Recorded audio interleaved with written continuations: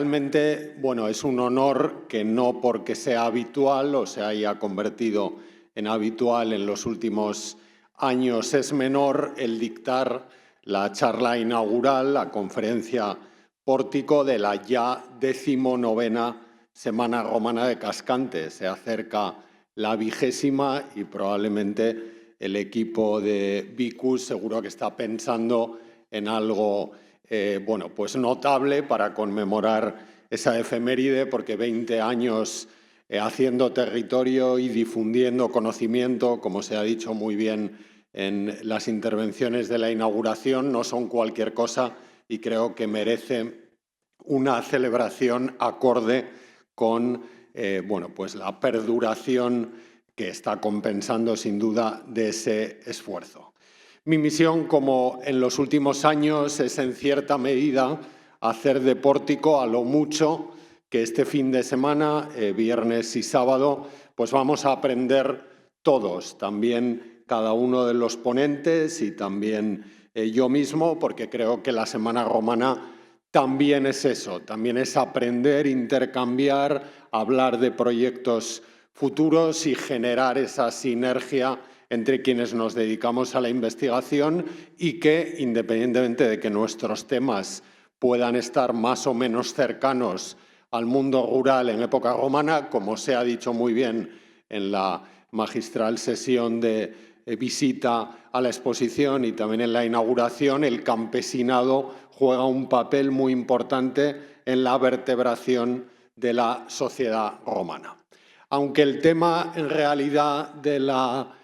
parte académica de la Semana Romana, bueno, pues tenía un punto un poco más erudito, me ha parecido un acierto que la gente de arqueología de Cascante lo haya simplificado con ese dualismo campesinado y campo, también bastante clásico y con un cierto punto también de historia social, y eso me ha servido para centrar aquello de lo que voy a hablar hoy. Yo voy a hablar un poquito menos del campesinado porque, bueno, tengo que entonar el mea culpa, pero yo soy de esos que se dedica al estudio, sobre todo de las élites, pero hablaré también de esos individuos dependientes de las élites que aparecen, sobre todo en la documentación epigráfica, que sí que nos obsequia con destellos, con reflejos de esa población, vamos a llamar anónima, que no es anónima porque conocemos sus nombres a través de las inscripciones, y que fueron los que dieron vida al campo, al ager en época romana, y que podrían estar detrás de cualquiera de las personas que aparecen en ese célebre y recurrente mosaico del Museo del Bardo en Túnez, donde aparece una vila romana en el centro y una serie de actividades, tanto económicas como recreativas, como de representación, que se desarrollaban en torno al campo en época romana. Digo que hablaré de élites y hablaré del campo desde el punto de vista de la conexión entre esas élites y sus propiedades en el campo. Ese va a ser la parte central, digamos, de mi intervención, en la que desgranaré qué noticias hemos tenido en los últimos años sobre las élites y las actividades agrícolas en el territorio que, comoditatis causa y cada vez con mayor actualidad, llamamos el territorio vascón. Realmente, si nos hubieran dicho en 2005, en aquel encuentro de Navarra en la antigüedad, que se ha citado en la presentación lo muchísimo que la cuestión vascónica se iba a ir revitalizando en los últimos años, pues bueno, probablemente no nos lo hubiéramos creído, pero bueno, esto es señal de que vienen jóvenes generaciones con muchas ganas de hacer cosas y también de que nos vamos haciendo mayores, porque eso es inexorable. Decía que iba a hablar de élites y de actividades agrícolas, pero antes quiero dedicar una parte de la charla. Ya adelanto que es una charla con muchos textos que yo no voy a leer íntegros. He dejado en mi blog, en Oppida Imperii Romani, un resumen de la charla y la presentación que van a ver o que están viendo en pantalla con los textos para que luego puedan leerlos con calma en casa, y yo sencillamente aludiré a aspectos que parezcan necesarios, pero otros quedan para la reflexión. Y decía que además de élites y actividades agrícolas, quiero hablar de las distintas actitudes que Roma tuvo respecto del campo, las distintas miradas que sobre todo la literatura romana hizo al mundo rural, y también quiero hablar de cuáles son las principales fuentes que tenemos para conocer una de esas actitudes de Roma ante el campo, que es la última que tienen en el subtítulo de la diapositiva, la explotación. Hablaré un poco de la tratadística romana sobre agricultura, más o menos entre Catón y Columela y Palladio, entre época republicana y época medio imperial, sin ánimo de exhaustividad, sino de dar pie a algunas de esas novedades que arqueológica y epigráficamente se han producido en los últimos años en nuestro territorio. Entrando ya en materia, tres son las actitudes fundamentales que los autores, la literatura romana, tomó respecto del fenómeno rural, respecto del campo. La primera es la de la añoranza. En la literatura romana se encuentran siempre contrapuestos los modos de vida de los rustici, de las personas que viven en el campo, y de los urbani, de las personas que viven en la ciudad. Y hay una clara contraposición que se va consolidando, sobre todo a partir de la época imperial, entre la rusticitas y la urbanitas. Tanto es así que incluso en algún momento de cénit de la urbanización del mundo romano, por ejemplo, en época de Julio Claudia y de comienzos de la época Flavia,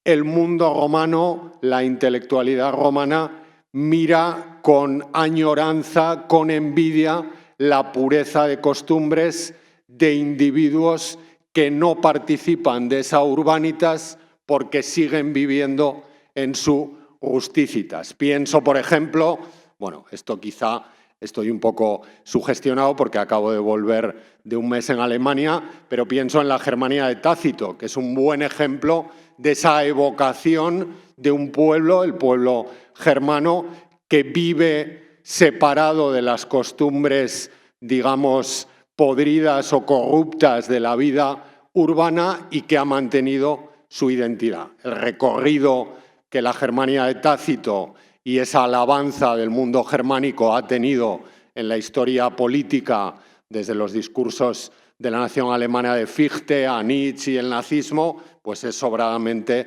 conocido. Pero eso no es culpa, obviamente, de Tácito, sino de las interpretaciones que en esa recepción se han hecho posteriormente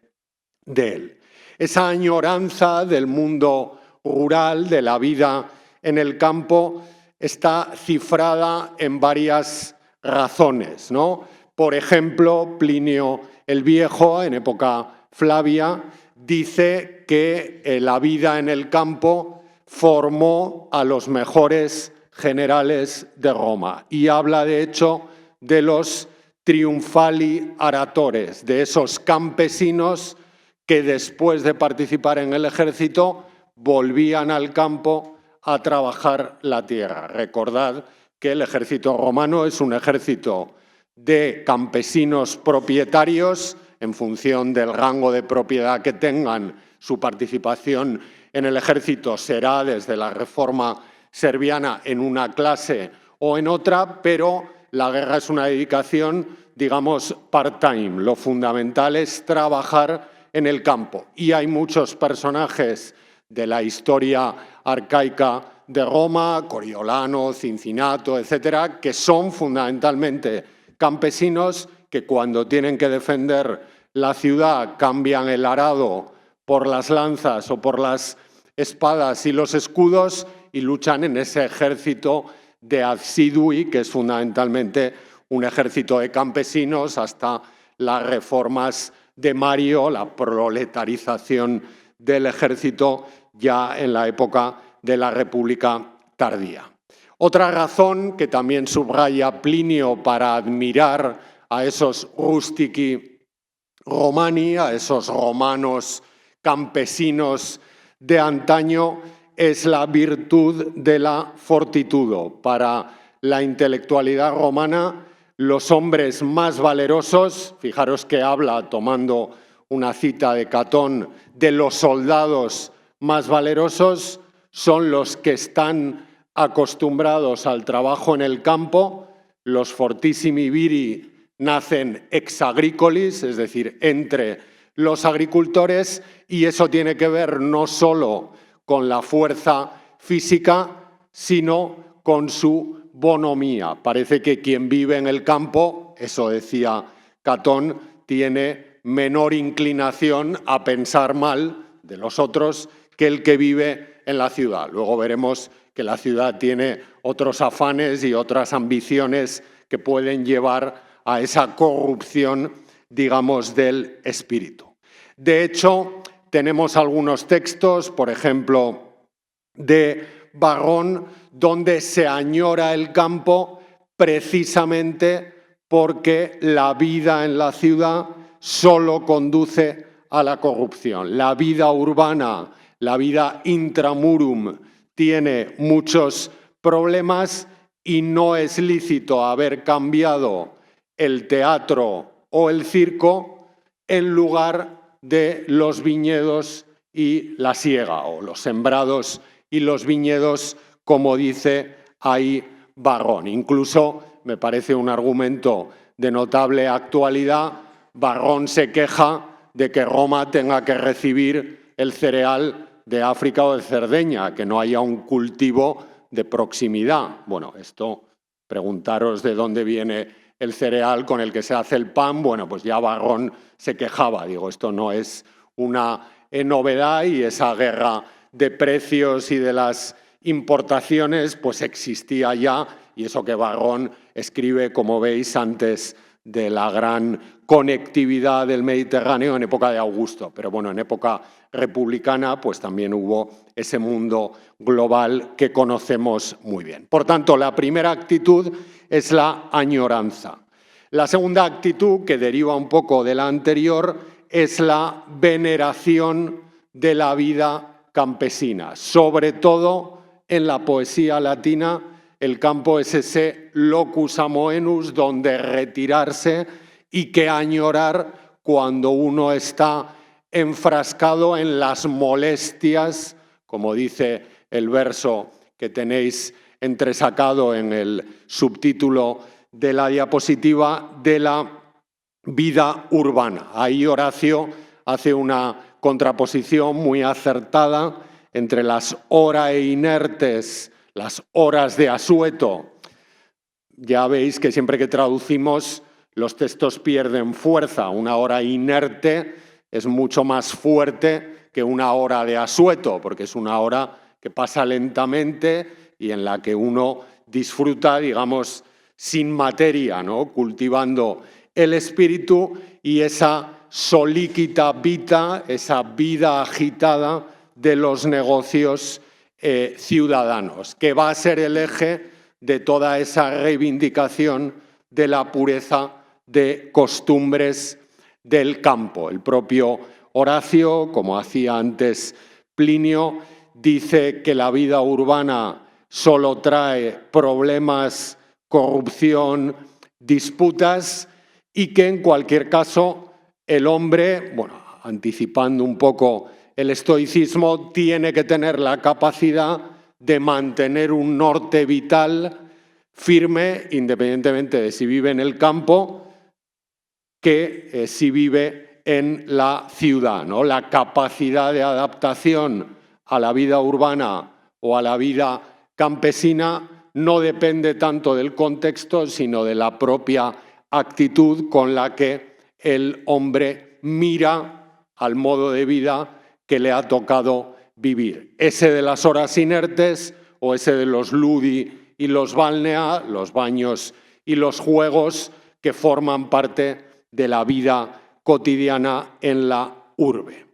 En esa veneración de la vida campesina tenemos un texto de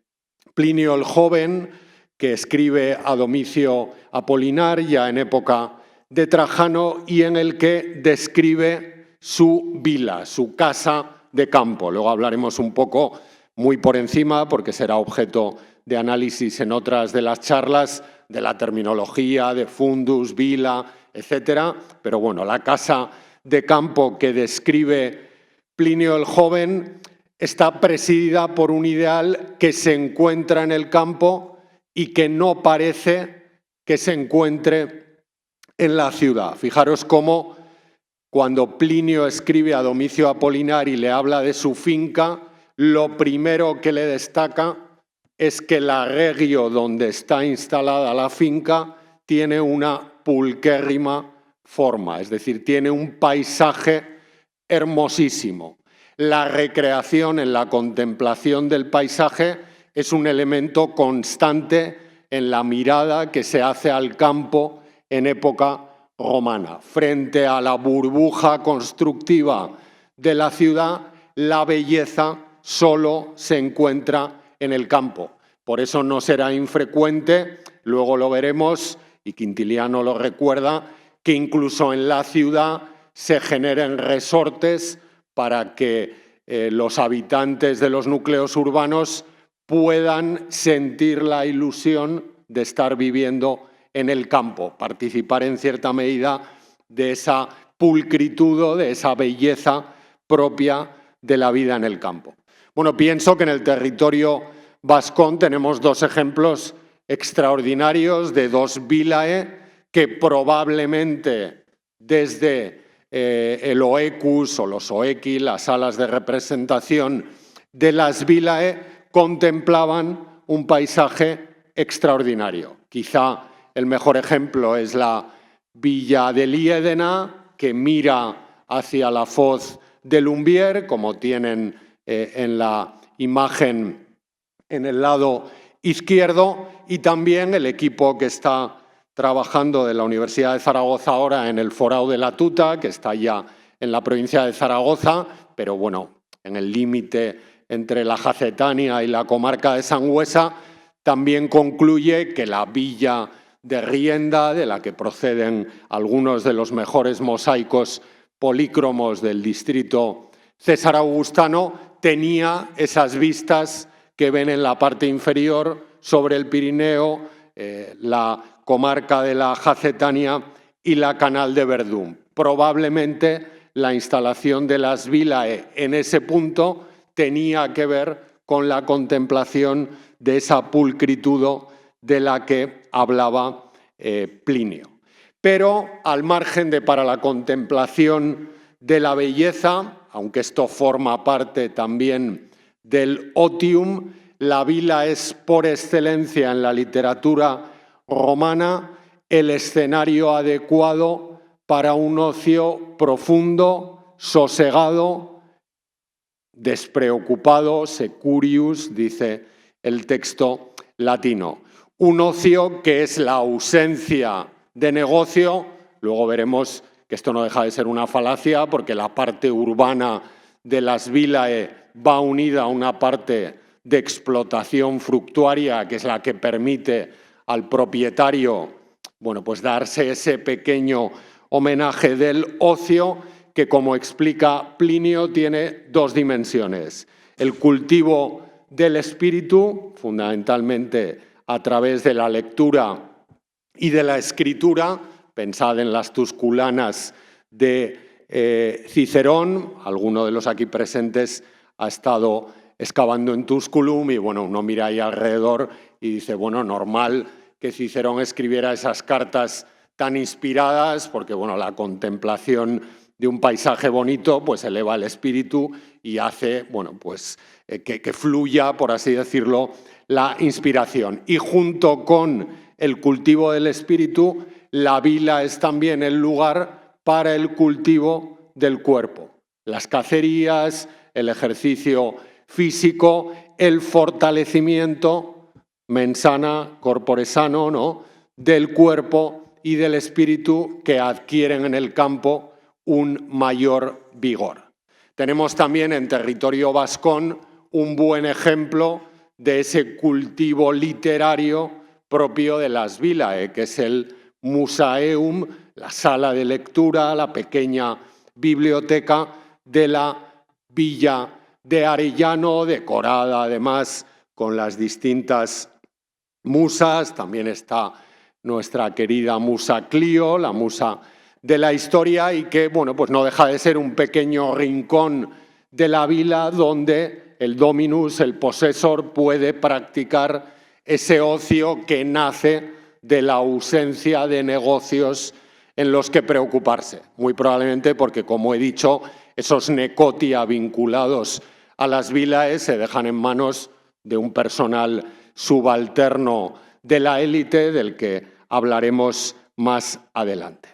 Lógicamente, en esa veneración de la vida campesina, bueno, pues hay una figura que, aunque no sea vascona, es moncaína, y con el moncayo que tenemos tan querido aquí prácticamente a la espalda, pues hay que citar, que es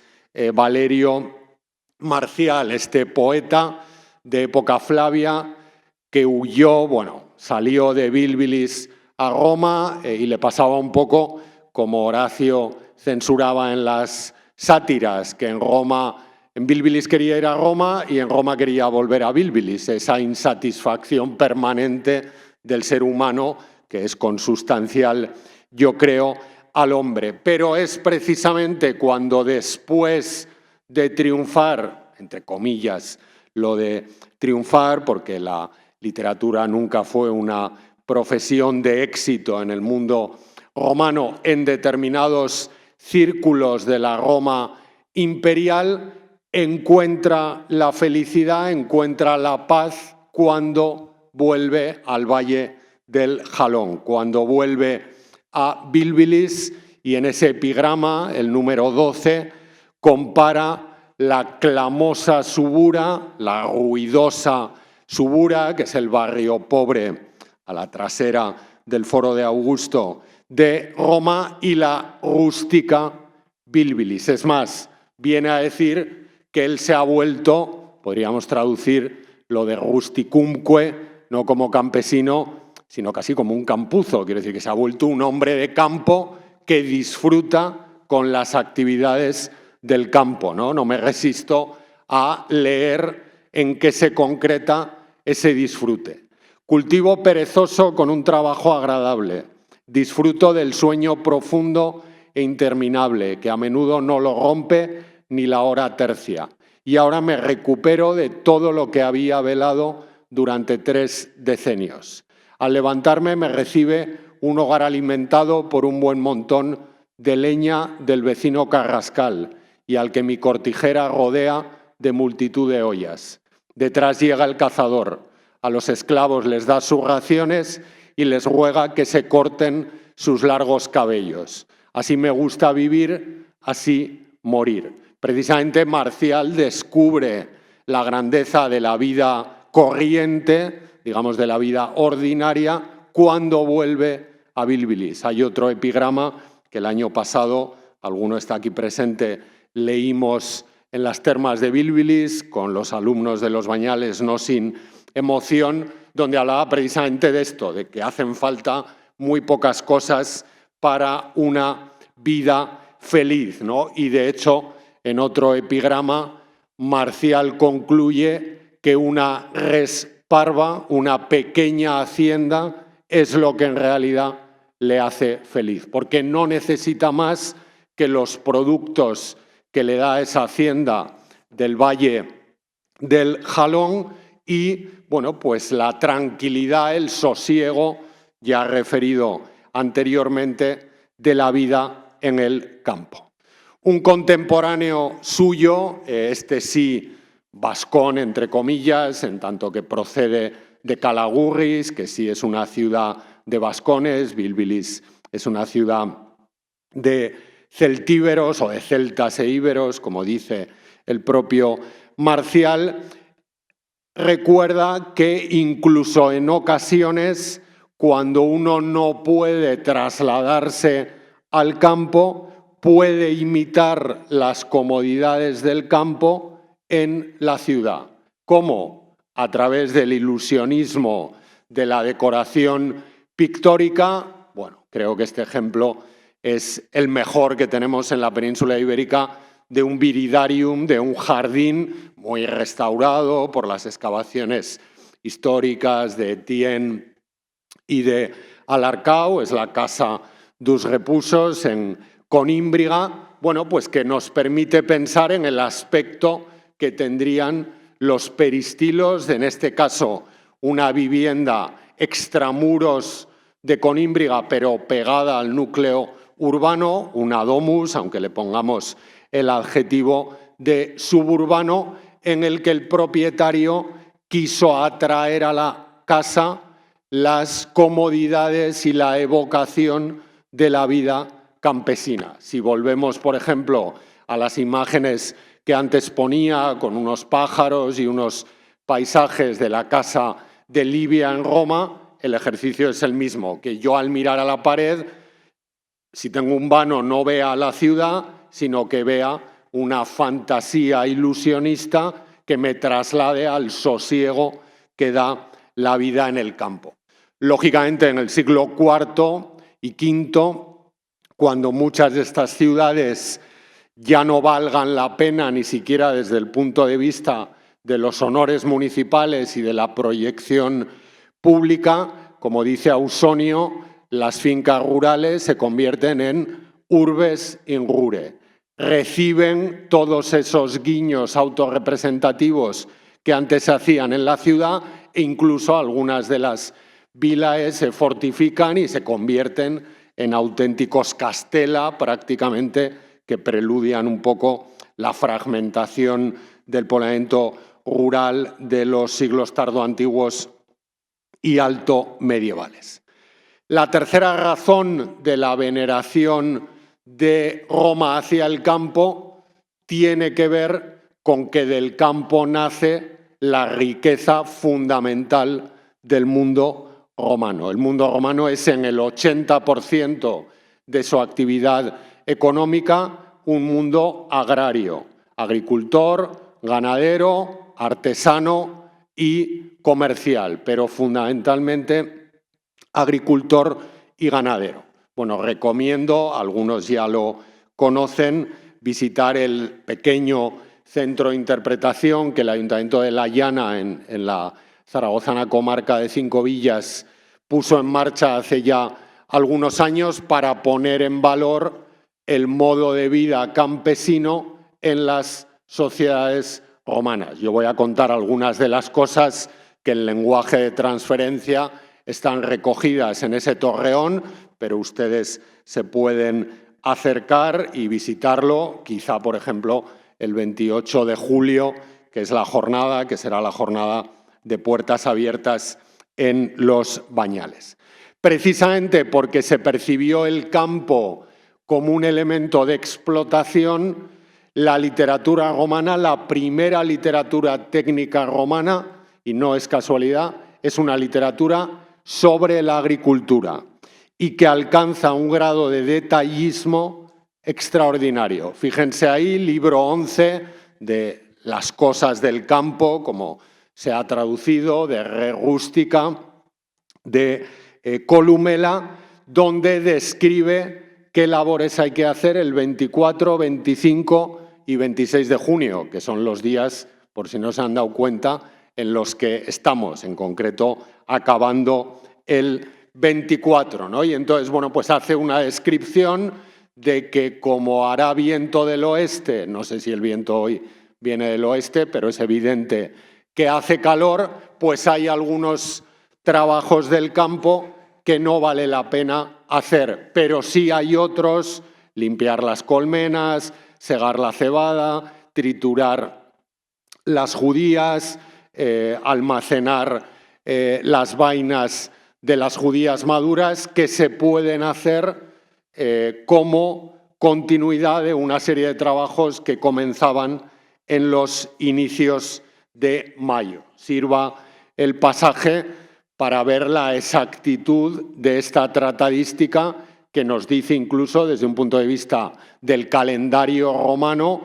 cuáles eran las labores propias de cada día, e incluso la iconografía también nos regala abundantes, entre comillas, calendarios agrícolas, sobre todo sobre mosaico. Por ejemplo, los del Museo del Bardo de Túnez, las labores de pisado de la uva y de la aceituna que hay en los mosaicos de la casa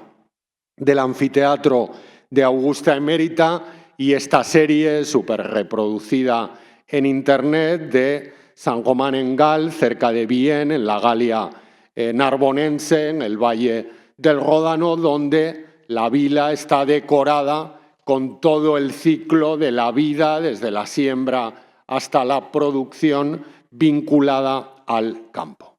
Bien, ¿qué dicen esos tratados? Voy a detenerme en algunos, como se diría hoy, tips, recomendaciones que dan para una feliz explotación de las propiedades rústicas. Primera advertencia, el éxito, y yo creo que esto es replicable no solo al campo, de cualquier empresa campesina depende de tres elementos: facultas, voluntas y scientia. Capacidad, voluntad y conocimiento. Y son como tres patas de un taburete, porque si falla una, el taburete se cae. Lo dice claramente Columela, que ha habido mucha gente con muy buena voluntad y facultades adecuadas que ha invertido incluso, pero si no hay conocimiento, esa inversión puede frustrarse. Un segundo reto que permite que haya éxito en la explotación de un fundus, el fundus es el término con el que se designa en latín a la propiedad rústica tutelada desde una vila. La vila es el centro de la explotación y el fundus es el área administrada por parte de la vila. Es verdad que en la época tardoantigua muchas vilae desaparecerán y los fundi serán un poco mayores, en torno a vilae que capitalizan varios fundi. Pero esa secuencia vila que explota un fundus en época clásica funciona. Y Columela dice que un buen fundus tiene que ser aquel que esté bien administrado, y bien administrado incluso desde el momento de la elección del terreno. Cuando uno tiene que comprar un fundus que no ha heredado, tiene que mirar la salubritas, que esté en un lugar salubre, la ubertas, que esté en un lugar fértil, y tres elementos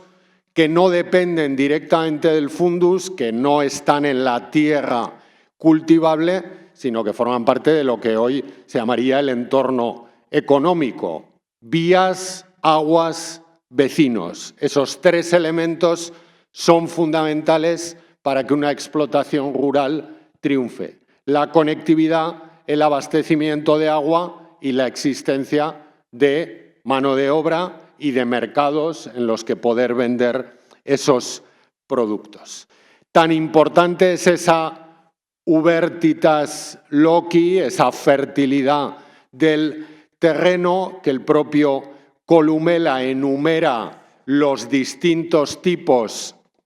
de terrenos y concluye que los mejores son los que están a media altura, aquellos que están en una posición que se eleva sobre el terreno de una manera, como dice el texto, suave y apacible. Y eso, bueno, pues demuestra también, como luego veremos, el aspecto que muchas de estas propiedades rurales, cuando se han podido excavar, tienen desde el punto de vista paisajístico. Catón, que escribe algo antes que Columela, decía por su parte que a la hora de elegir un fundus había que mirar el buen aspecto de los vecinos, si la gente que vive alrededor pues está bien alimentada, es que el suelo es fértil. Había que mirar que hubiera un oppidum validum, una ciudad próspera cerca que pudiera ser el punto de referencia de la clientela, en el sentido romano y en el sentido mercantil del término. Subraya la ventaja que tienen los asentamientos a media ladera y recomienda la proximidad a las vías de comunicación. E incluso, volveremos sobre esta cuestión luego, dice que bueno, si uno va a ver una finca que le quieren vender y ve que no hay muchas prensas para producción de aceite y vino y muchas tinajas, mala cosa, porque no sacan de allí ni para pipas, ¿no? Si hay muchas es porque la producción es bastante intensa. Esas recomendaciones fueron formando un modelo de paisaje romano, que lo tenemos en algunas representaciones ilusionistas, como esa vila marítima, ¿no?, que aparece, me parece que es de alguna de las ciudades vesuvianas en la parte inferior, o el aspecto que todavía tienen hoy muchas de las fincas rurales de la Toscana italiana. Ahí hay una de las vilas de referencia para la literatura sobre mundo agrícola romano, la vila de Sette Finestre, que bueno, pues reproduce un poco un modelo catoniano y casi de Columela, que se parecería mucho al que ven ahí en esa captura de una finca rústica de la Toscana actual, y que os recuerda seguramente mucho a la vila de Máximo Meridio en Gladiator, que es un calco probablemente de la Toscana y de la descripción también, cuando la verbaliza Máximo, que leíamos antes de Plinio. También en territorio vascón contamos con algunos ejemplos de vilae que están situadas a media ladera. Si uno se asoma desde la parte norte del Cerro de Santa Cruz hacia Eslava, ve todo lo que sería el Ager de la ciudad a media ladera de la sierra que está hoy detrás de Eslava, la sierra de Zaldinaga, y a la derecha veis también las vistas que sobre el Ager cultivable, la pars fructuaria, el fundus de la vila, tenía la villa de Arellano, donde se adivinan ya las medias alturas de Tierra Estella, Montejurra al fondo, que es ese paisaje por el que los romanos, lo vemos muy bien en dos ejemplos de las dos Navarras medias, oriental y occidental, tenían cierta preferencia. Si había consenso para la elección de un fundus, había una serie de tips, también los había para el lugar en el que debía elegirse la instalación de la unidad mínima que pone en funcionamiento y en explotación el fundus, que es la vila. Y los autores, por ejemplo en este texto, Catón, destacan que tiene que tener una vila cuando uno quiere edificarla. Y además de la posición, que ya se ha dicho antes, tiene que tener una serie de instalaciones para quienes van a trabajar, para el ganado y para la producción, que forman parte de la lista de requisitos de la vila. Se insiste también, lo hace en este texto, en esta ocasión, Varrón, cómo tiene que ser el entorno por el que deben circular los productos que entran y salen a la vila. Hay una apuesta clara, ríos por los que se pueda navegar, caminos por los que los carros puedan llegar, que demuestran el interés ya romano por la logística, por la economía en la difusión de los productos en el menor tiempo y con el menor coste posible. Se habla también de la orientación, en concreto Varrón es el que crea ese concepto de que las vilae tienen que estar sub radice montis, es decir, a pie de una montaña, de una media ladera o de una colina, como veíamos anteriormente, y se insiste en una división de espacios que ha pasado a la literatura científica sobre arqueología del campo, que es la pars urbana, la pars rústica y la pars fructuaria. La parte residencial, la parte de cultivo, la parte de explotación de los elementos del cultivo, en alguna de cuyas instalaciones, que se refieren al final, me detendré más adelante. Lógicamente se da mucho detalle sobre todo lo que en la parte rústica se puede hacer. No todo es oleus et vinum, que la olearia, que la vinaria. No todo está orientado a producir aceite y a producir vino. Columela recuerda que en la pars rústica de cualquier fundus puede haber productos de huerta cerca de los ríos, pueden plantarse árboles frutales y puede haber también cultivos de cereal ajenos al olivo y a la vid, que en cualquier caso fueron los productos favoritos del mundo romano. Palladio, de hecho, insiste en cuáles deben ser las condiciones, digamos, bioclimáticas de las vilae, y esa orientación bioclimática, que sobre todo tiene que ir meridianam partem, hacia el mediodía, debe favorecer a la vez a la vivienda del propietario, que esté a gusto, que esté orientado al sol, y también a algunas de las instalaciones productivas que también se va a recomendar que se coloquen ad meridianam partem, en la zona sur de los espacios cultivables. Todos estos principios, cómo se pegan al terreno, cómo se plasman en el terreno. Bueno, hace ya varios años, entre 2009 y 2018, bueno, pues recorrimos de manera más o menos exhaustiva el entorno de la ciudad romana de los Bañales de un castillo y percibimos cómo la ordenación del territorio rural estaba en función de casi los tres elementos que antes Columela decía: ciudad, río, vía.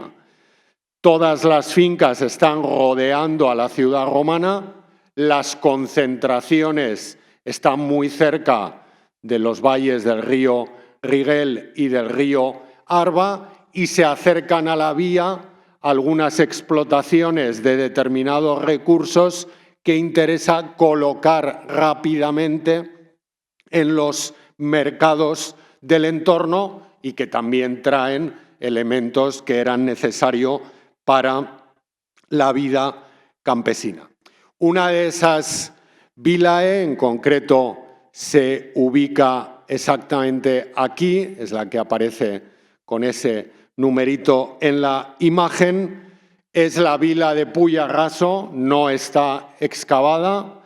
se encuentra apenas se cruza el río Rigel en la carretera que enlaza Sádaba con un castillo, y es una vila que por los restos localizados en prospección debió ubicarse en la parte izquierda del cerro sub radice montis, pegada directamente a la ladera de ese cerro más o menos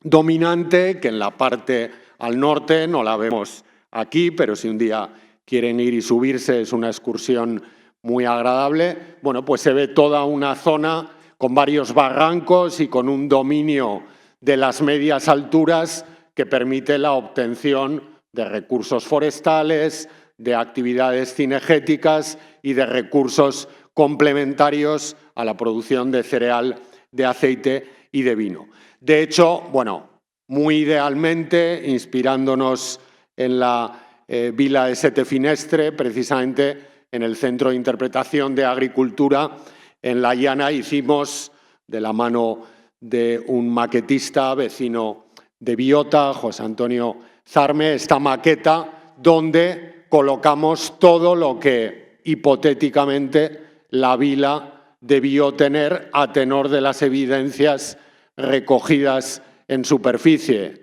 Una parte urbana residencial a media ladera, unas pequeñas termas, una zona fructuaria y probablemente también por la presencia de algunos elementos funerarios, de alguno de ellos hablaré después, un pequeño acotado, porque para las élites la perpetuación de la pertenencia a partir de la memoria funeraria era también fundamental. Pero bueno, la villa de Arellano, aunque de la parte fructuaria básicamente lo que mejor conocemos es el almacén, ¿no? La cela binaria que tienen aquí en primer término puede servir también de modelo, aunque es una vila, insisto, en la que conocemos más casi la parte urbana que la parte propiamente productiva. Bien, hemos visto que para que exista una vila tiene que haber una ciudad y para que el fundus sea productivo tiene que haber mano de obra en la ciudad y tiene que haber también mercado en el que colocar esos productos. Pero esa conexión campo-ciudad no es una conexión exclusivamente a nivel de mercado, es una conexión consustancial. Las ciudades romanas, el calendario político de las ciudades romanas está mediatizado por la cosecha del cereal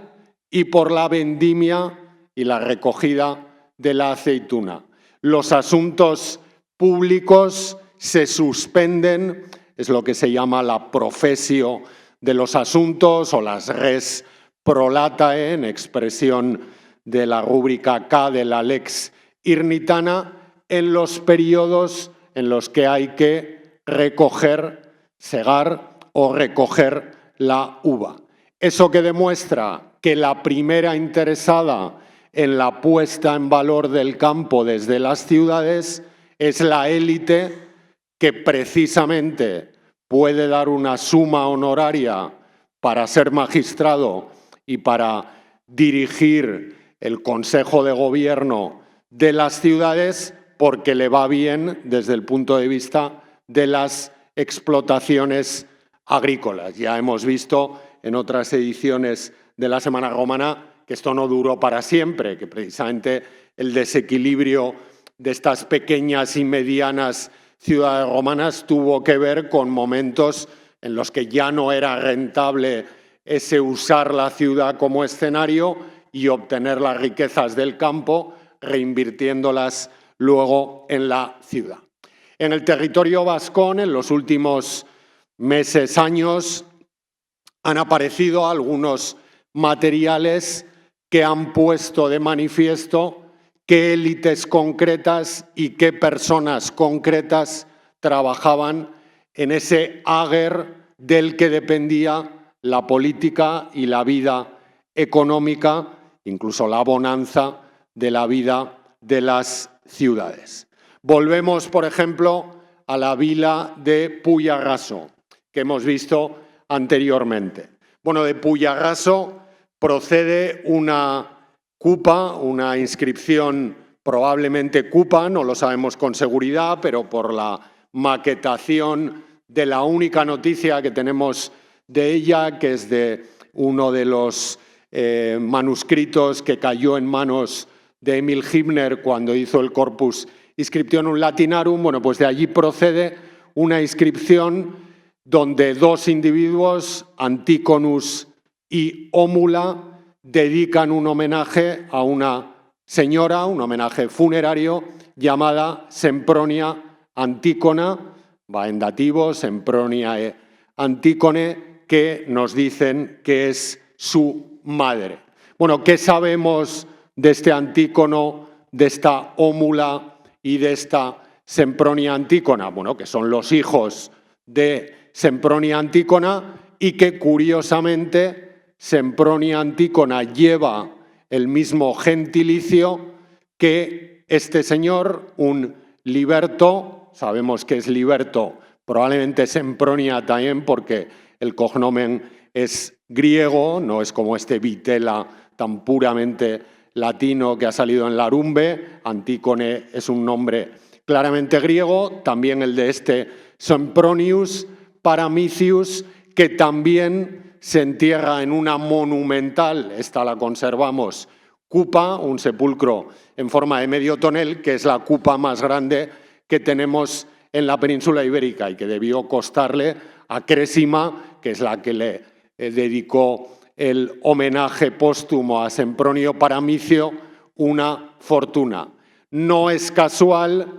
que el primer vástago notable de la élite local de los Bañales de un Castillo pertenezca a la familia de los Sempronios y sea este oficial de caballería y luego segundo de la guardia personal del emperador Tiberio, Quinto Sempronio Vítulo. Verosímilmente, los Sempronios de la familia de Vítulo regentaron en algún periodo de la historia del territorio vinculado a la ciudad de Los Bañales la vila ubicada en Puyarraso. Eso nos lleva, como se ha dicho muy bien en la presentación de la exposición, a pensarnos, a preguntarnos,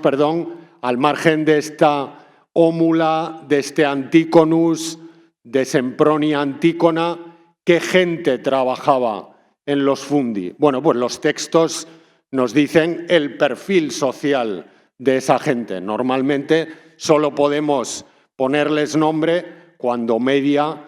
la aparición de una inscripción, ¿no? Lo dice claramente Varrón. En los fundi trabajan hombres, esclavos o libres que normalmente suelen formar parte de lo que se llama la familia rústica vinculada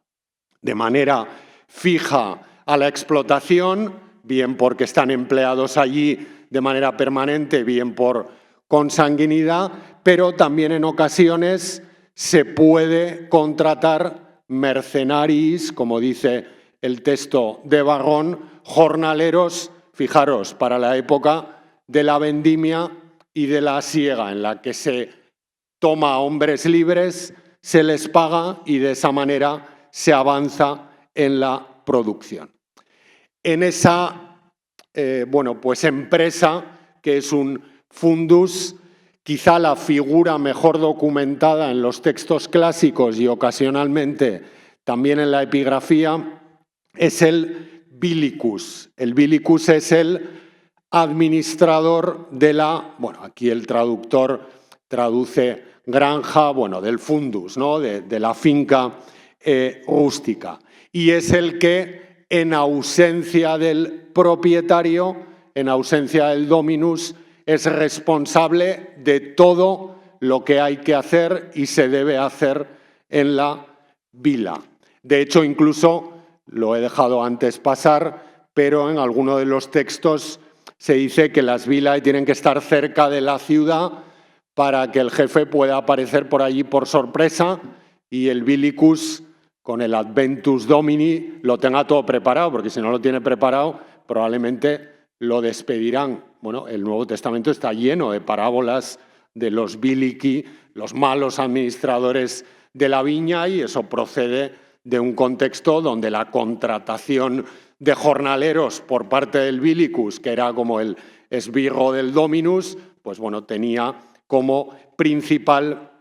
responsabilidad, ¿no? Esto demuestra que durante un tiempo las vilae son espacios un poco absentistas. El dominus no vive en la vila, va de vez en cuando, por aquello que se dice, al menos yo lo he oído en 5 villas, supongo que aquí también se dirá, de que la mirada del amo engorda la burra, ¿no? Quiero decir que el dominus tiene de vez en cuando que dar vuelta para que aquello esté presentable. Pero también hay un alto porcentaje no lo olvidemos, y por eso los tratados de agricultura comienzan en el siglo II a.C., cuando Roma se hace dueña del Mediterráneo e implanta un modelo de explotación esclavista. Bueno, pues probablemente hay mucha población servil. Muchos esclavos probablemente lo fueron Anticonus y Ómula en la villa de Puyarraso. Aunque es verdad que los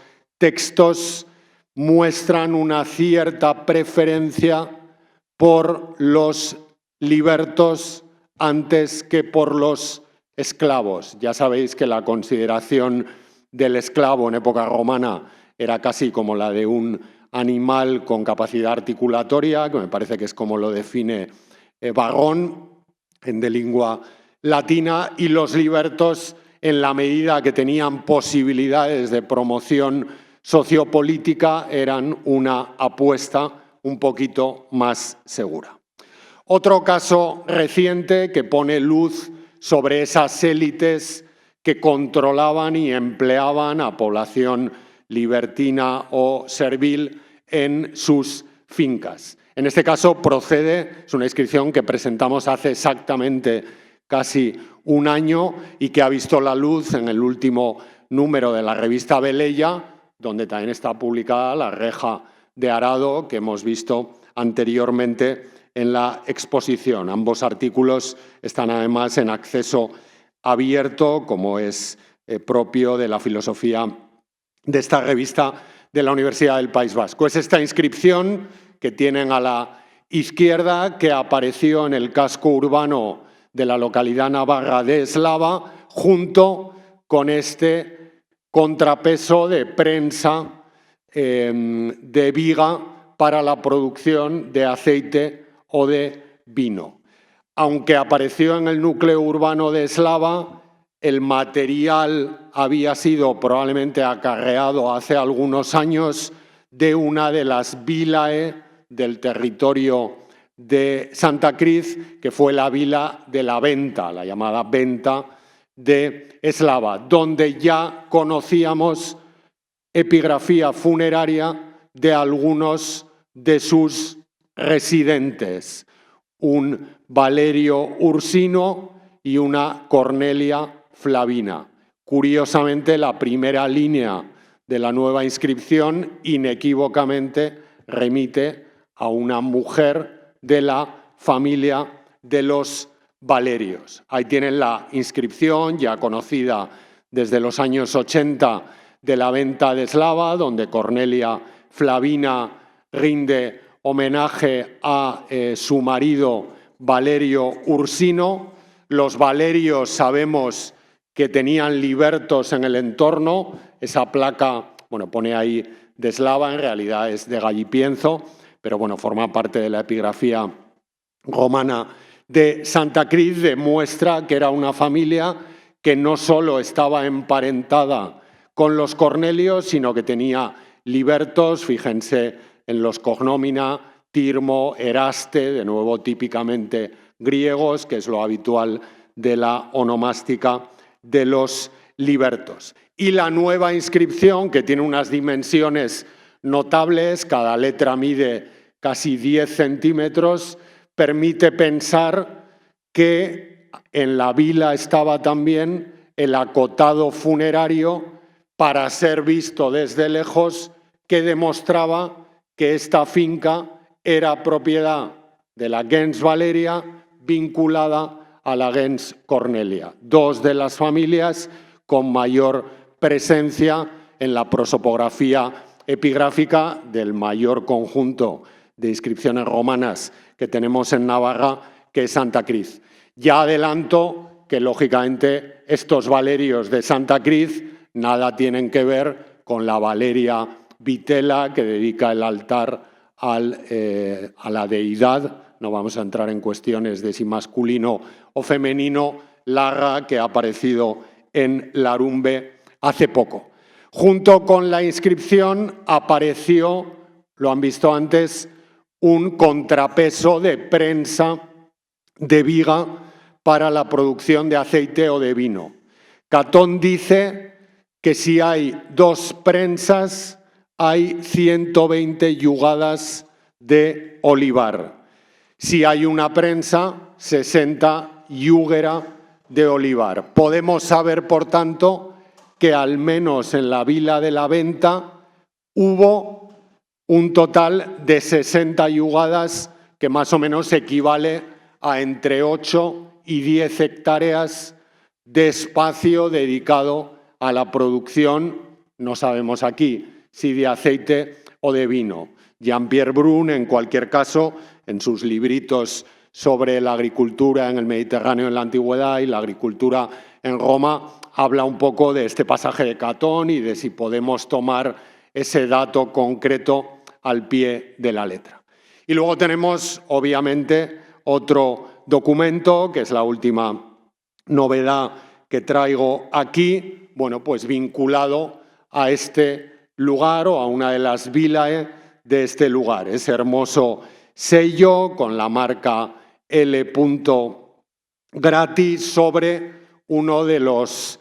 basa de las dolia de envasado del aceite o del vino que se producía en la vila de Pie Cordero. El hallazgo es muy interesante porque permite documentar que los propietarios de las fincas también producían in situ las tinajas donde envasaban, siguiendo lo que dice la tratadística, lo veremos luego, donde envasaban la producción. Yo sé que hay marcas con sellos de este tipo en femenino, pero inequívocamente esta inscripción solo puede ser de un Lucius Gratius. Es decir, no podemos descartar, lo veremos ahora con algún texto, que hubiera una bílica en el yacimiento de Pie Cordero, pero la marca, habiendo prenomen, solo puede ser una marca de un varón, porque la mujer solo tiene prenombre en la República y no lo abrevia, además, habitualmente lo expresa in extenso. La inscripción es muy interesante porque rompe una relación que tradicionalmente habíamos hecho con un Granius Sabinus cascantino de Tárraco y con los grani de los magistrados de las acuñaciones monetales de Calagurris. Está claro que es otra familia con un gentilicio bastante poco frecuente que podría incluso explorar posibles conexiones de carácter itálico para esta familia. Se ha llegado a plantear más mediáticamente que en la publicación de Epigráfica, que el equipo de arqueología de Cascante tiene también de manera elogiosa en acceso abierto, bueno, que pudiera ser una propietaria. Efectivamente, hay noticias en algunos textos, traigo ahí uno de la apología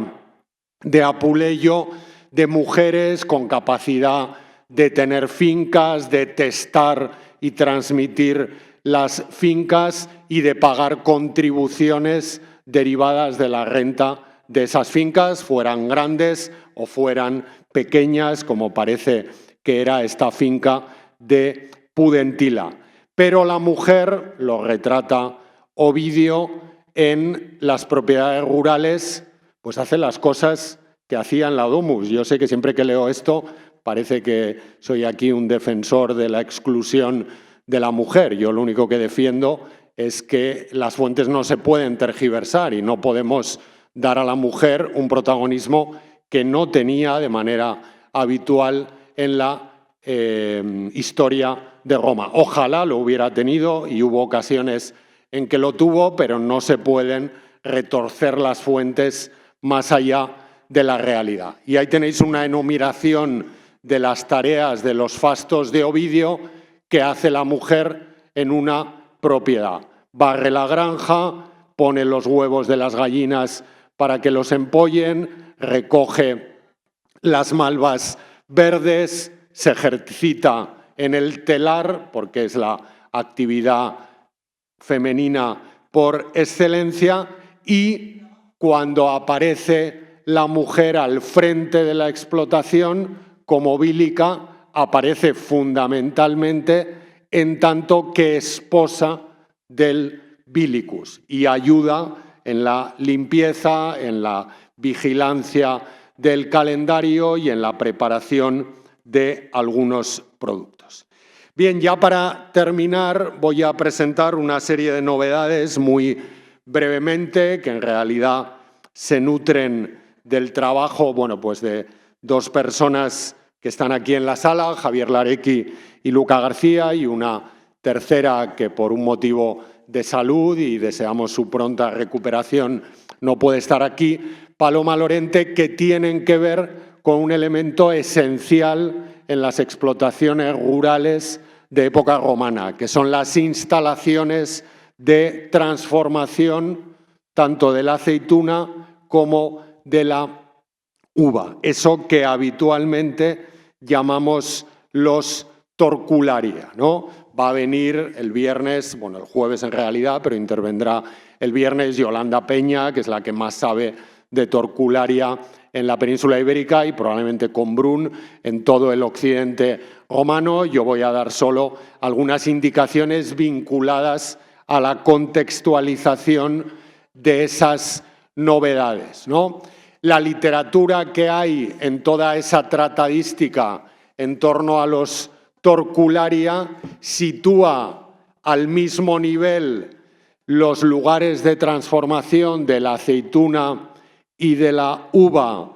y los lugares de almacenaje con los espacios en los que guardar los aperos de la labranza. Y me acordaba, leyendo el texto anterior de Varrón, del ejemplar extraordinario y casi único en la Hispania romana, publicado también en el número 41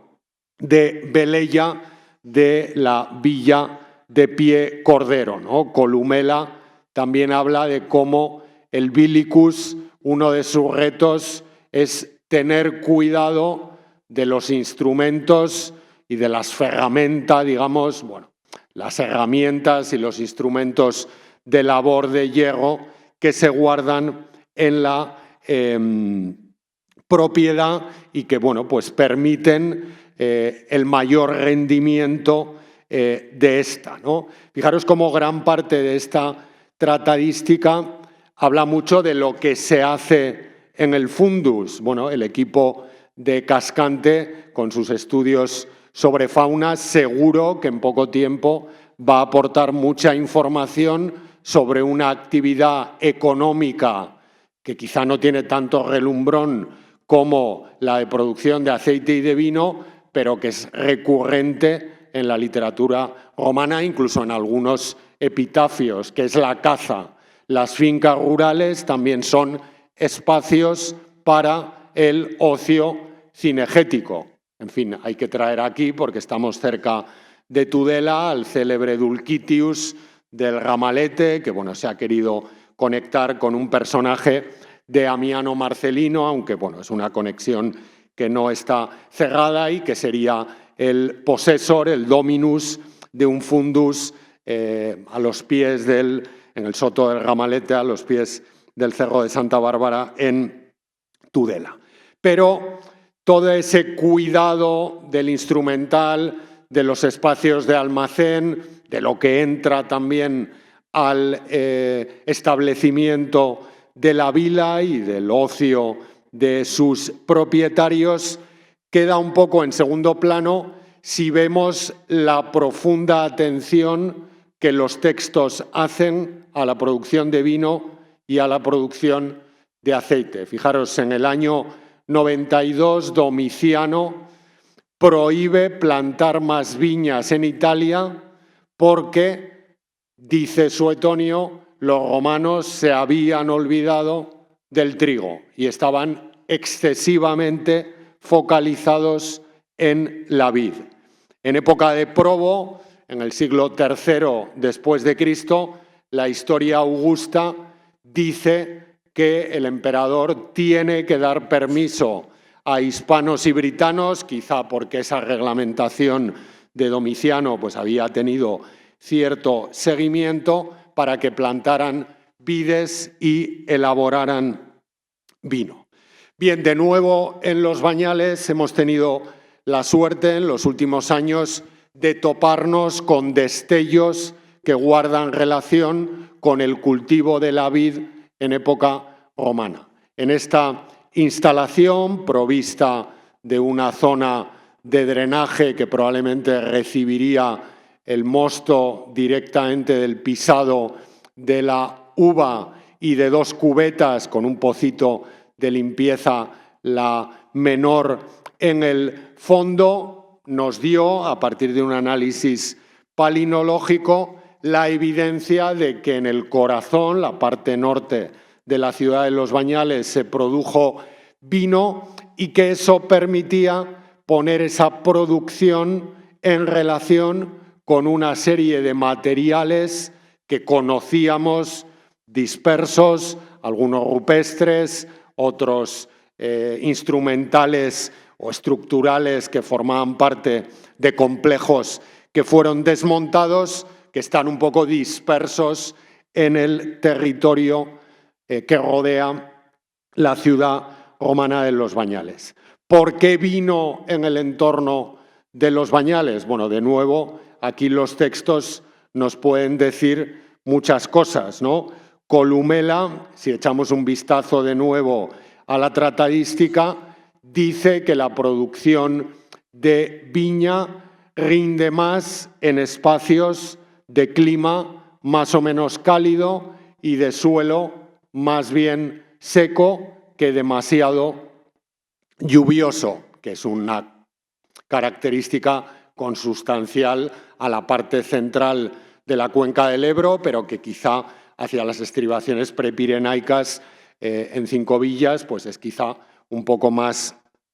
evidente. Nos dice también cómo había que plantar las viñas y habla de un elemento en el que no nos habíamos fijado hasta hace poco, que es el de los scrobes. Scrobis en latín es un término que significa hoyo. Bueno, pues parece que en De Arboribus Columela recomienda hacer una serie de hoyos, scrobes de preses, dice el texto que tienen en pantalla, que se llenaban de abono y sobre ellos se plantaba cada una de las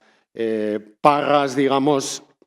de la vid, ¿no? Hay muchísima atención en los textos, no solo a cómo cavar esos scrobes, con qué elementos fertilizarlos, sino incluso también a qué distancia separar cada uno de esos hoyos, contando con que la parra crecerá y no podrá dañar a las que tenga al lado. Eso demuestra que efectivamente la plantación de viñas debió ser un elemento esencial frente a esa imagen que tenemos muy del cereal de la agricultura romana en los territorios en los que nos encontramos. Recientemente se ha publicado ese libro extraordinario que está también disponible en red, Methods in Ancient Wine Archaeology, donde un equipo español de la Universidad de Cádiz, con Lázaro Lagostén al frente y con Isa Rondán, ha localizado, los ven aquí, en un yacimiento próximo al puerto de Santa María, bueno, territorio probablemente de la ciudad federada de Gades, lo que, a partir de técnicas de arqueología no invasiva, han identificado, a espera de una excavación, como la fosilización de toda una serie de alineaciones de scrobes, de hoyos de plantación, de marcos de plantación, en un entorno donde probablemente hubo una producción de vid. En la zona sur de la ciudad romana de Los Bañales, lo tienen aquí en el encarte, también se adivinan, creo que se ve bien en la imagen, unas alineaciones de ese tipo que vamos a prospectar con técnicas geomagnéticas y de georradar el próximo mes de septiembre para ver si el dibujo que nos daba la prospección que hicieron los colegas de Hamburgo en 2011 es un poco más claro y podemos documentar la presencia de marcos de plantación en el territorio meridional de la ciudad romana de Los Bañales. Y es muy interesante, lo diré ahora enseguida, que estén ahí. La tratadística también nos habla de cómo en la producción de la vid hacen falta una serie de elementos subsidiarios que el Vilicus tiene que tener preparado. Y habla, por ejemplo, de las colacue o los colacue, los coladeros. Bueno, en los lagares que estamos excavando en el entorno de la ciudad romana de Los Bañales, llama la atención la presencia de una serie de orificios enfrentados que probablemente pudieron servir, en sugerencia de Eugenio Monesma, para colocar estas, bueno, nosotros las llamamos espórtulas, porque es el término con el que se designa una cesta de mimbre en las fuentes romanas, pero tendremos que hablar de colae porque son coladeros de mimbre para que la piel de la uva, cuando se está pisando aquí, no pase a la cubeta de fermentación donde se va a dejar el mosto. Aún así, si pasaba, siempre había, se ha visto en la anterior instalación de la zona norte de Los Bañales, un pequeño pocito en el fondo, porque los tratados médicos romanos dicen que incluso la pulpa de la uva que ha fermentado en la cubeta de fermentación, porque ha sido imposible evitar que caiga al fondo de la cubeta, tiene propiedades médicas que es importante también tener en cuenta, ¿no? Los textos hablan también de cómo tiene que ordenarse el proceso no solo de la vendimia, sino también del envasado, y habla de que es distinto el envasado en ánforas del envasado en dolia, y eso tiene que ver con el consumo de la producción derivada de cada una de esas instalaciones. E incluso subraya que todo lo que se pisa en la prensa, los ollejos de los granos de uva, los escobajos de las uvas que han sido pisadas, lo que sobresale de la prensa cuando ya se ha terminado de pisar, todo eso es aprovechable porque se puede hacer un bebedizo que dice ahí que se da, habría que ver cómo sería esto, ¿no?, a los trabajadores en invierno en lugar del vino, ¿no?, y que en cierta medida viene a recordar el primor con el que en la cela vinaria de Arellano se envasó el aceite o el vino que allí se produjo. Probablemente en 5 villas, lo sabremos en septiembre, podemos estar también ante otra gran cela binaria, en este caso a partir de una modalidad que aparecía citada en los textos anteriores, que es la modalidad de las dolia de fosa, grandes tinajas, no como en Arellano aéreas, de pie, estantes sobre el suelo, sino tinajas enterradas en un almacén, como las han visto, por ejemplo, en Pompeya. La imagen es de la ciudad prácticamente inédita de Campo Real Figuera. En los vuelos del profesor Didier Jan también se ven muy bien los muros perimetrales de lo que partimos de la hipótesis de que pueda ser una gran cela binaria u olearia, y los negativos o restos de dolia con esas bocas circulares. La posición no puede ser mejor porque Campo Real Figuera sí que está en una encrucijada viaria donde convergen la vía Caesar Augusta Venearnum y la vía Jaca Varella, y por tanto es un lugar desde el que difundir un excedente de producción al que quizá también Los Bañales contribuyó a alimentar. La tratadística nos habla también de dónde situar los distintos centros de producción de aceite o de vino y las distintas partes de los centros de producción. Y es recurrente colocarlos con una buena orientación solar en posiciones meridionales y en zonas cálidas, con los espacios, las célae de acumulación hacia el norte y con las zonas de pisado normalmente